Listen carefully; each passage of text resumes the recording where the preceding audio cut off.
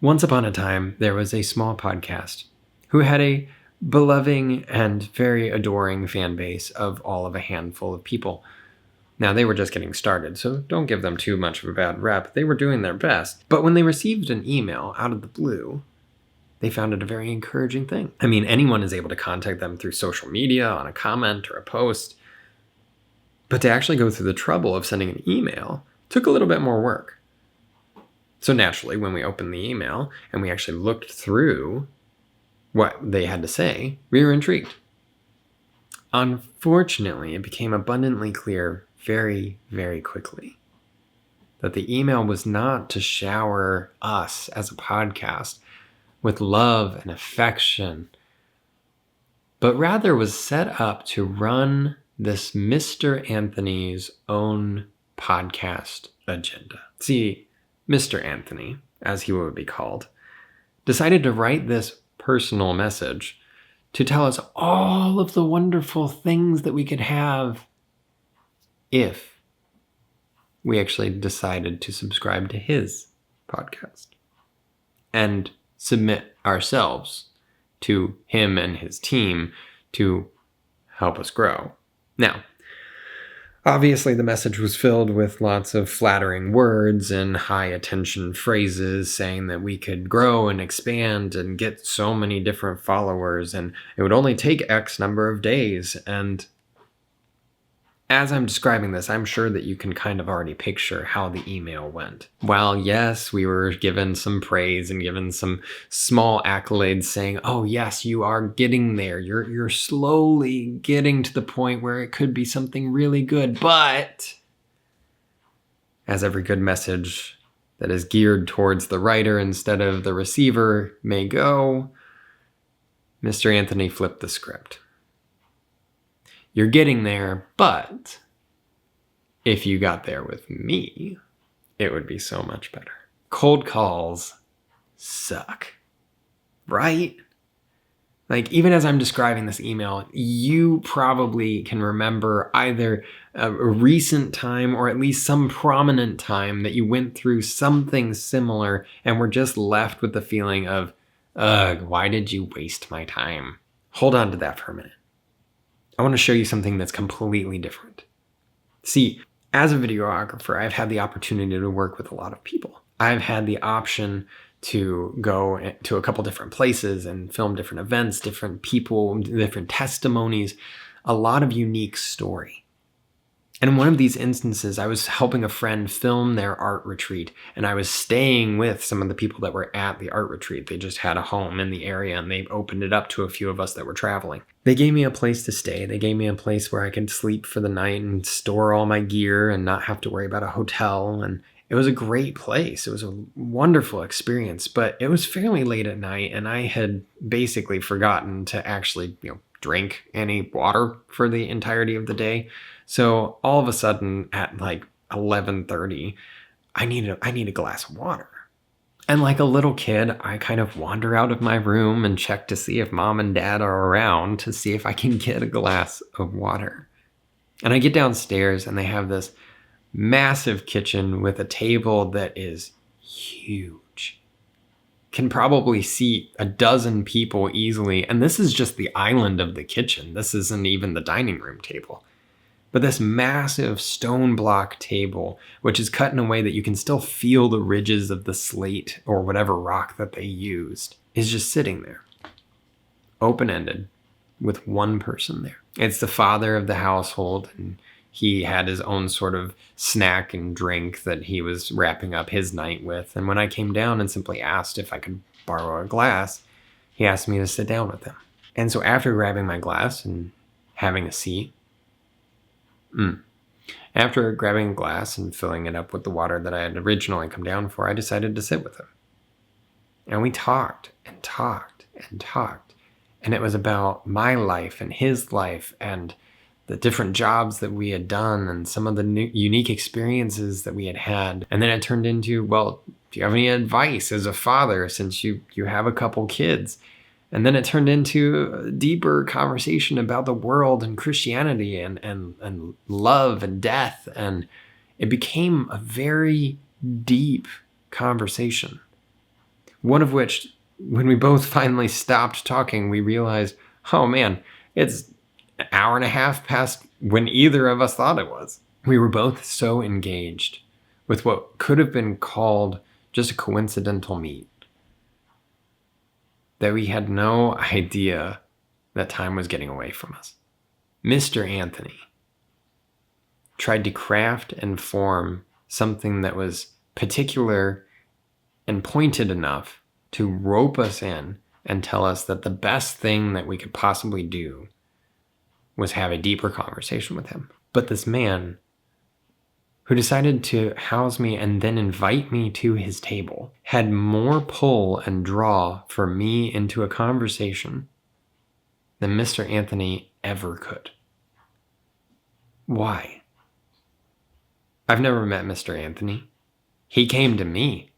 If anything, it should be an easier door to walk through. This random person I didn't know, I had met them through a friend, and literally I was only there for a night. There really wasn't any reason to hold a deeper conversation because I didn't expect to even get a phone number to talk to him afterwards. So why was it so inviting? Why was it so different and so much easier to walk through that door and have that deeper conversation with him than our lovely Mr. Anthony? And I think all of you already know the answer. Mr. Anthony's design was all about him. It was all about him. Like, yeah. We love your podcast. It's great. It's wonderful, kid. But you could do so much better if you had me behind you. Right? I have no idea what Mr. Anthony sounds like. But what comes to mind as let me tell you about some sort of deal that I got for you. All right? I can do this. I can do that. And anybody can do those things, but I can do them better. You hear what I'm saying? That's what I picture the deal going down like. Because Mr. Anthony, at the end of the day, really was just looking for someone to benefit his world. Now, would he have actually helped us? Maybe. I don't know. I have no knowledge of him or his work. But what he was really going for, he wanted another customer. This guy that invited me to a kitchen table to sit down and literally just drink my glass of water and have a great conversation. When we speak about Christianity, and particularly about Christ himself, we run the risk of being a cold call center, just like Mr. Anthony. Because maybe we do have something really, really good that we want to share, and maybe our intentions are exactly that we want to share it and we want to give it to other people. But what ends up happening is that we miss the relationship with that person to the point where we just end up saying, hey, you're doing good, but you could be doing better. And unfortunately for our message and our hope and the love that we truly want to give to other people, if we sound like Mr. Anthony, we will similarly look like Mr. Anthony, and people will simply say, it's not for me. Just like I did. When you look at somebody out in the real world and you simply offer that deeper connection of I see you and I care about you, people notice. And you want to know why? Because we live in a world where Mr. Anthony is the common one. That's normal. We live in a world where people are used to gunning for others when it benefits themselves. Followers, influence, likes, whatever. We are so used to a society that goes after other people for themselves that when somebody goes after other people for the other people's sake, it stands out. People see that. They recognize that. And even if they're not comfortable with it, even if they aren't sure about it, even if they don't trust it, it's memorable. And it looks different, which is exactly what Christ should look like, is different and memorable. Not everybody's going to accept Christ. Not everybody's going to need to love Christ. But one of the worst things that we can possibly do is make Christ normal. One of the core values of this channel is to open a seat at the table. Conversation, Christianity, people, it should all be open to anybody who wants to join in. that means people who agree with me and who don't agree with me. That's the cool thing about this. That's a good thing about this. And when we live our daily lives like that, we have much better opportunity to find conversation with those who need it than to simply prance around declaring that we have a service that somebody else should probably subscribe to. Now, on an episode all about cold calls and all about likes and influence and how we actually invite people, I would love to invite you to actually like and subscribe the channel. It's the first time that I've said those words in this content challenge that I've been doing, simply because it's one of the things that I dislike the most. But here's why I need to get used to saying it. Because when we actually join in as a community, we can make things happen. On my own, it's just another voice on the internet, and that's okay. If that's all that it's ever going to be, and that's what God wants it to be, I still need to finish this content creation challenge and continue to making content for His glory. That's something that I know I've been called to, regardless of the numbers. But if you would be willing to help me build this community and help me share this idea of an open table for Christianity to be talked about, then I would love for you to like the video, throw a comment down there, subscribe to the channel so that you don't miss other stuff that's coming up. And let's build a community on this. Because I think it's something that a lot of people value, is an open conversation, something that can actually be handed to others and said, hey, you're different than me, and that's okay. Here's what I believe in. Here's the hope that I believe in.